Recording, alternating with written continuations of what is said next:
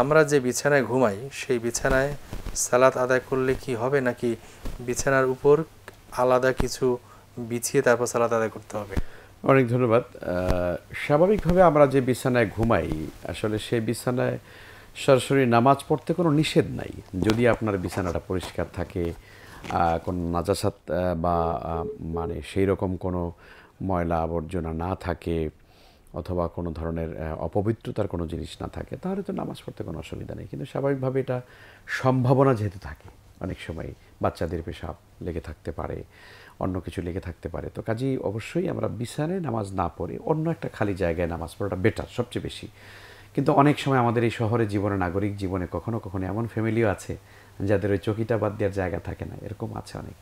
সেক্ষেত্রে আপনি অবশ্যই পড়তে পারবেন। তবে হ্যাঁ, অবশ্যই আলাদা একটা জায়নামাজ বা একটা কাপড়, একটা বিছানার চাদর বিছিয়ে নেবেন।